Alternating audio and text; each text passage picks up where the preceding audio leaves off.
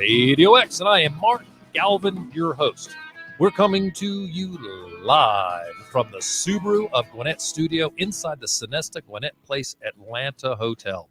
We are so glad you are here on this, well, I shouldn't say beautiful day. We are dealing with a little bit of overcast here in Atlanta, but it is the winter, and the great thing is even though we're in the middle of not so great weather, spring's around the corner, and spring in Atlanta is absolutely always fantastic.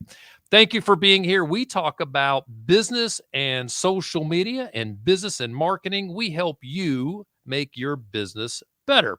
So we've got lots of great stuff that we put out on YouTube, LinkedIn, Twitter, and on Facebook. You can check out any of our past shows there. When you get to any of those channels, please subscribe. If you subscribe, you'll get a notification when we go live and never miss any of our wonderful content. If you would like to join today's show, just put a little note there in the chat box. Even though we're at Business Radio X, I've got it right here on my screen. We can drop your question right in the middle of the show. So please feel comfortable dropping a question to us. We'd love to answer that.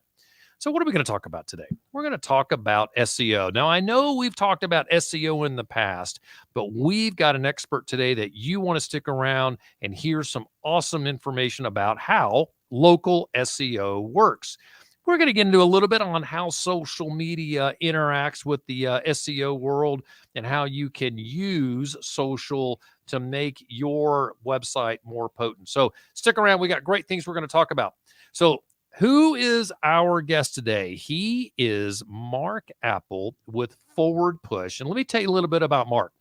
Marc is the founder of Forward Push, and it is an organization based here in Atlanta. They are a full-service marketing firm, and Marc's got some great experience. This is someone who has worked with Starbucks and CBS Radio, Clear Channel Radio, and more, and he's written 2 books, and he's about to launch one this spring called The Complete Marketing Guide for Lawyers.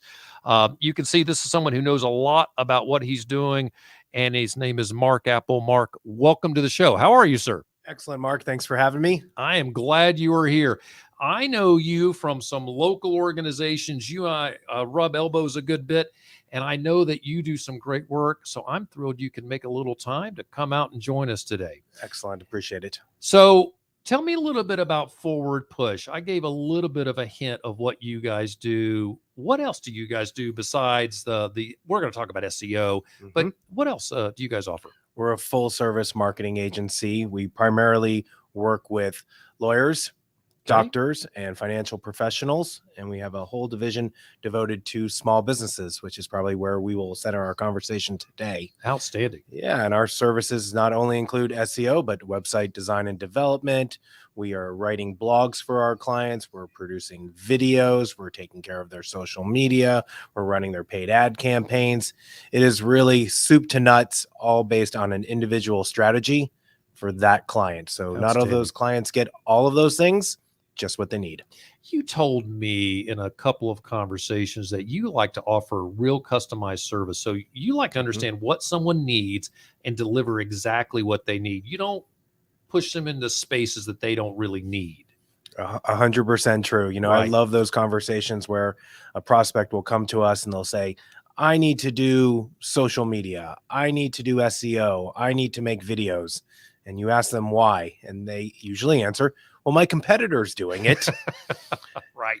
With no idea if it's actually working for their competitor or not. Is it actually increasing their bottom line, or maybe that competitor is just wasting time? Good. So maybe you don't need to do any of those things you think you need to do. We actually like to start looking at the data first.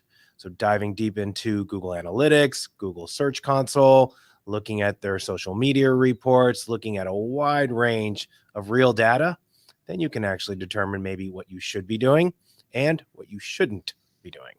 Well, first of all, that's one of the reasons why I wanted you to have on the show today. You understand the nuts and bolts that goes into marketing.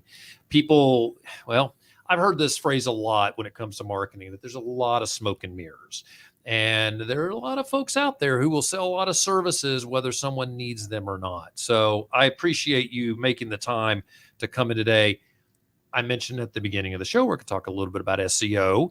we've had people join us and talk about SEO in the past, but the reason I wanted you to share some of this today is because of that knowledge. You've talked about local SEO and that it is so important. Talk a little bit about local SEO and why local is a big key word when you frame it with SEO. Yeah. Well, let me give you a stat from yesterday. So yesterday there were 4.9 billion, that's with the B, Wow. Google searches in the world. Wait a minute. How do you know there were 4.9 billion? Do you sit at your desk and count? I count them one by one. Lucky for me, there's a website, I think it's called Live Internet Stats. Okay. It'll actually show you what's happening in real time. Live Internet Stats. Fantastic. That I do have on my desktop running at all times. 4.9 billion. So those billions of searches, okay, about half, about 47%, somebody put in local intent words, meaning they put in near me. They put in maybe the name of their city. Okay. Maybe they put in their zip code. Got it. Because half of us, when we're searching online, we are looking for the Chinese restaurant near me. Sure. We're looking for the golf store near me. Mm-hmm. We're looking for that chiropractor near me. So even though we're on the internet, even though we're doing searching, we still want to work with local businesses because there's a lot of local stuff that we want to have access to. I need a local plumber. I don't want one out of Washington State, as an example. Exactly. And you are probably going to search for best plumber near me. Good. Best plumber near me. Brookhaven. You know something? I don't ever search that way. I always plug in my local city, but I could plug in near me and the system knows where I am. It knows more about you than you think. I know. Yes. Right. So that's local SEO. Mm-hmm. Do I need to care about that if I'm a local business? Most certainly. How does that work? Well, there's a couple different ways. Certainly there's the Google way, which is behind the scenes. Okay. So have you optimized your website to let Google know where you are? Uh-huh. The flip side of it is the forward facing side. What actual customers or clients see. Is your address on your website? Do you have pages devoted to the certain cities that you work in? So if you're a service-based business, like you mentioned, like a plumber, you probably are a plumber that works in Atlanta, and then we could go down to all the little neighborhoods in Atlanta, and you can do this for any city that, where your listeners are at right now. But you can see how this works because of our habits as people. I actually don't want the plumber that covers Atlanta. I want the one that covers my neighborhood. You bet. Oh, absolutely. Right. And so if you are not telling Google what your service area is, so we'll continue to riff off this. Yep. This Atlanta plumber, maybe they only cover a 10-mile radius from their office, but maybe their competitor covers 50 miles. Well, how would Google know how far? Well, you got to tell it, I'm assuming. Exactly. Right? And so users as well. So you need to have these pages on your site that not only maybe give an indication to a user. You'll see this a lot sometimes in the footer of a website where it will say, we serve these areas. Mm-hmm. You'll see a bunch of cities listed. So I got a question about that. Mm-hmm. If I put that on my website, Google's not going to know what that means. I still need to tell Google that my service area is X, right? Yes and no. It's a pretty smart algorithm. Sure. And it can read the service areas we cover. It understands what that means. Okay, all right. And underneath that, if you have a list of cities, and each of those cities links to a page on your website that talks about one of the neighborhoods, so the neighborhood where you live, for instance, right? Well, then you're even giving more information.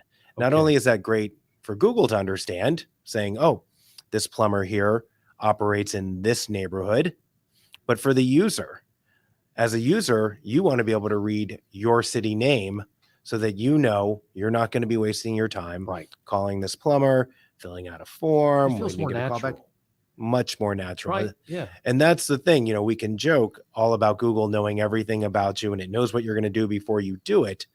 And certainly I don't want to get into a discussion about privacy, but at the end of the day, how great is it that it knows where you're located and is going to serve you the best answer so that you actually don't get a website from a plumber in North Carolina, right, when you actually want one here in Atlanta. Yeah, I've used the example that, and this will happen in the future, that as I go to the local grocery store And my wife has said, hey, honey, go pick up some milk. And I go to the grocery store and I'm standing in the line and I forgot the milk, but I bought the beer.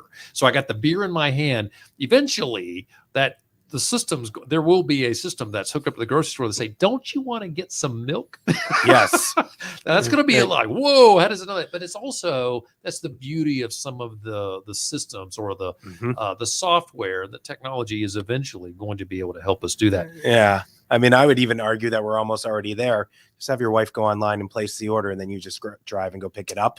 Yeah, well, and then you'll have you your don't milk have to get out of and your beer. car, right? Exactly. With COVID, that all So- switched, right? You know, I'm here, they bring it to you. Problem solved. Oh, unbelievable. So I think most businesses kind of have a sense of this already. All right, I'm local. I need to make sure that Google knows. And so how do I tell Google that I am where I am besides putting those terms on my page? There's a couple other things you can do. So there's what I would call directories that are on the Okay. internet. And those directories might not be what you think they are. Yep. So one might be your Google business profile, making sure that you have the right address on your profile. And that includes even going further down. You want to have your right operating hours, email address. They send me emails about that. Oh, they do. Yeah. They want to make sure, again, if we go back to what I just said earlier, Google's a great service for businesses. When you use it properly, it will help you get more business. So Right. when you get that notification saying, hey, Mark, are you going to be open on Memorial Day? Update your Google business profile. They're doing it so no one comes knocking on your door when you're closed, Right. and then they leave you a bad review. So these profiles, whether that is on your Facebook page, your Google business profile, your Yelp, Foursquare, Yellow Pages, some of these places that actual people go to make sure Mhm. that information is correct. And you call all of those more or less directories, call except them- for Facebook. Yeah. Would be a directory. There are other directories out there that I have seen, and I've been told that it's good to be for SEO to be listed in those other directories. Is that true? Definitely true. Okay. And so that the answer is these directories, no matter what they are, there's a lot of them that are really specific to a certain vertical. So you'll Right. see one for lawyers, you'll see one for tradespeople, you'll see one for any different category nowadays. Okay. They have a wealth of information. So they're not only just covering, in our case, the Atlanta area, they're covering the whole US. So Got it. they have a giant directory of every plumber in the States, well optimized with correct information. So this is why sometimes if you were to do that search of plumber near me or plumber with the city you live in, you might see, and I'm going to make this up here, a site come up, Best Plumbers USA. Right. And it's going to have all the plumbers in it. You'll go in, you'll put in your zip code, and it's going to be ranked above all of the local plumbers that you could call. Mm-hmm. And it's because at the end of the day, think about this. Google's your friend now. You say, hey, friend, Mr. Google, I need a plumber. Can you help me? Well, here you go, Mark. Here's a giant list of all the plumbers in your area versus, well, here's one plumber that I know. Right. So that is why these directories are so powerful. And when a local business can take advantage of one, either on the free side, Right. make sure that you're listed properly there. You can put your specials, phone number, email, photographs, any of these things that you can do. Or if they offer what I would call an advanced profile where you're paying Mm-hmm. a monthly fee, and that might be to be a featured listing. You might be able to upload a video. They give you extra perks. Why not take advantage of it, knowing that on an SEO, local SEO, how Google results are shown? If you can make sure that you're there at the top, why not take advantage of it? It doesn't hurt. It's the game that we all have to play as business owners now, Right. as fortunate or unfortunate as that is. Yeah. So this is really interesting. So it's easy to look at those secondary, and I would call, maybe that's the wrong term, but I'm going to use that term for today. They're not primary. They're not Google. They're not Bing, right? What are those search engines? What are the most important search engines? Google, we know. Bing, is that second? There's some people that still use Bing. Yeah. And I think that's pretty much it after that. You know, it just all falls off. Yeah. And so it would be easy to look at some of those other directories and say, I don't want to be on those. It's a waste of my time. But you're telling me that Google does look at those directories and says, well, here's a good list of people specifically like lawyers, doctors. There are doctor directories all day long. Mm-hmm. So they're looking at those directories and importing that information as their own search criteria as well. Is that a good way of looking at it, or is that wrong? Half and half. Okay. So I would say that Google is looking at these directories, and we're going to call them websites because that's what they are. Sure. Website directories. They are being listed higher than a local business's website. So let's use a lawyer, for example. A lawyer has his own website, but then there are directories that have every lawyer in it. Typically, that directory is going to rank higher in a search than maybe someone local. Oh, yeah. So it'll show up in my search results at the high level at the higher. So page 1. Here's a directory of all the the people in this industry. And that's why the game is not only do you need your own property, your own website, what you own and control. Sure. Make sure that's accurate and benefits your prospects or your customers or clients, but also know that the game is also that some of these directories are going to rank higher than you in a search. And that's why you have to be there. Naturally. Is there an easy way to get listed on all these directories that are out there? Or do you have to go one by one by one? There are services that will put them, all your information on directories across the board. Do you guys do that? We do that. We actually do manual submissions. Yeah. So that we can have more control over it. All right. So there's an automated system. There is an automated system. But what I would have found is those automated systems are going to list you on all sorts of directories. And truth be told, there are directories out there that no one is ever going to or ever going to use. That aren't showing up on page 1. Correct. Yeah. So paying for that service doesn't make sense. Okay. That's why if you kind of use the big ones, meaning that you've got your Google, Facebook, Yelp all sort of taken care of, you're pretty much set. That's where people hang out. All right. So if I am a B2B organization, should I be on Yelp? Or is that primarily just B2C?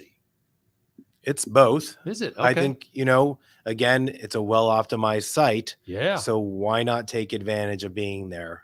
It's a free listing. So I would say, yes, be there. It is also a place where your customers or clients can leave reviews for you. Right. So my thought is always better to be found than not at all. Right. Good. And what if you just get one customer from it? How long did it take you to set up that profile? True. Right. Yeah. There's this worry that I have that, gosh, if I drop that information there and then I move my office, am I going to remember all these places? That's half the battle, isn't it? I got to remember all this. It can be. That's where we have a tool where we just put in your website and your business information, and I can tell you whatever directory you're listed in currently. Oh, cool. And we manually then submit that address change. Go fix that. Yeah. Okay. Yeah. Good. Yep. So don't worry about it. All right. That's good to know. Okay. So, we do social media over at ePresence. So I'm really interested in social and how that impacts SEO. What does that look like? And is there should an organization spend a lot of time focusing on social to impact SEO, or really what's that advantage there? Yeah. I would look at them completely different from themselves.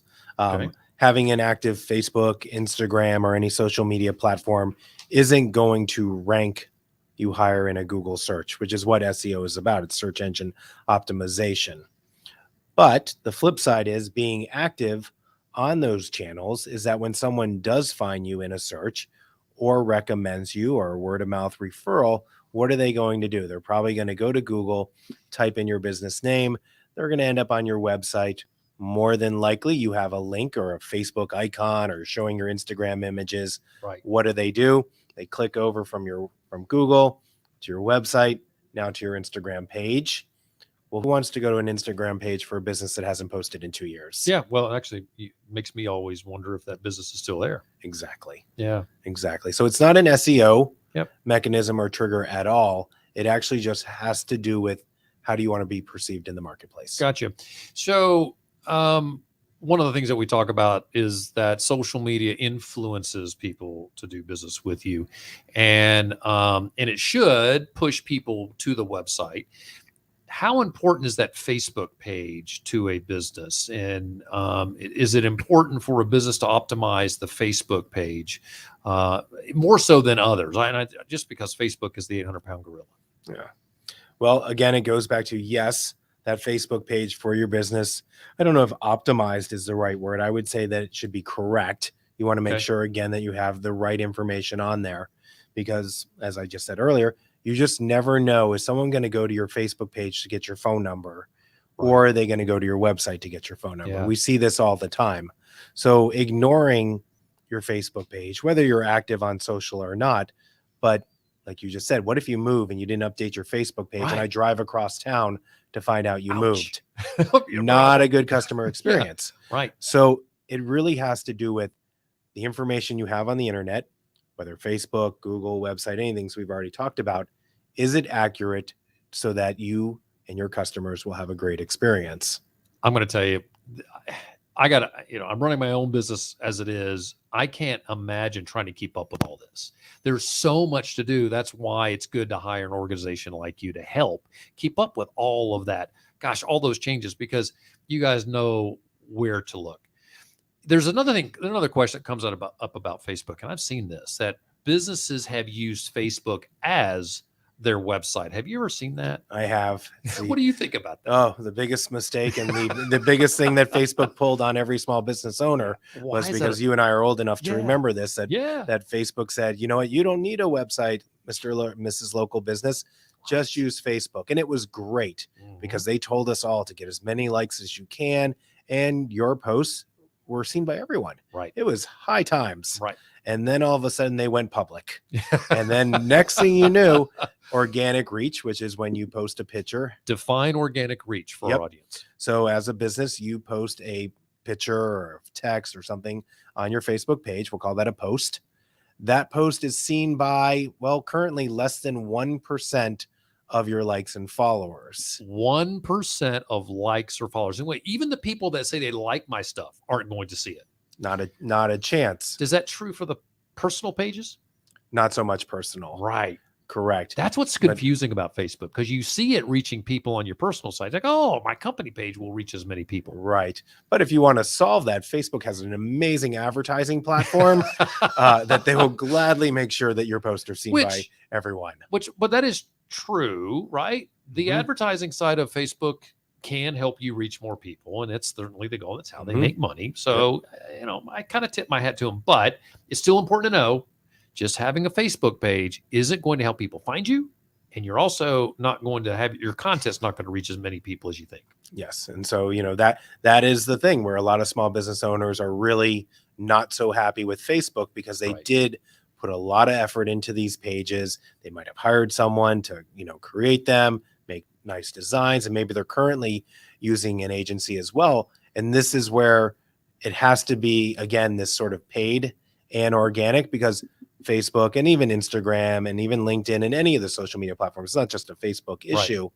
If you have a strategy that combines organic and paid, you can do targeted advertising, not only to your current customers or likes, but to people that you want to be seen in front of so that they become customers. Yeah. So it's very smart. Social's great. Yeah. Just, you got to use it right. And it's not the only solution. And that's what's so important for everyone to understand. Social media is a valuable component, but don't make it the only place that you're investing your marketing dollars.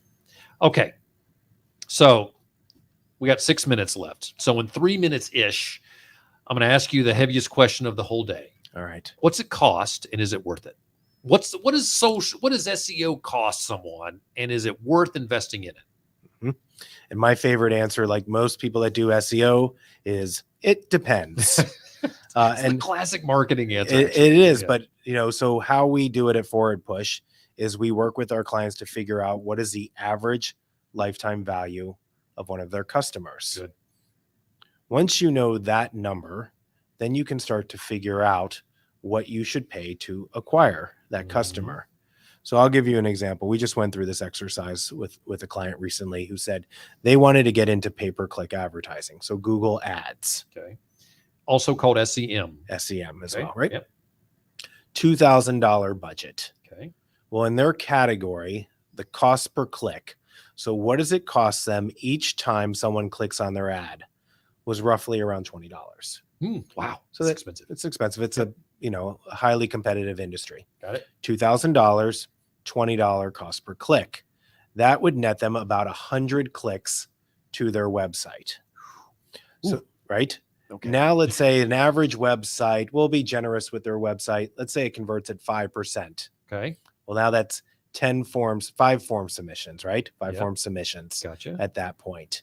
Well, their sales staff, maybe they close about half the deals that come through. Mm-hmm. So now they've just paid $2,000 for roughly 2 customers.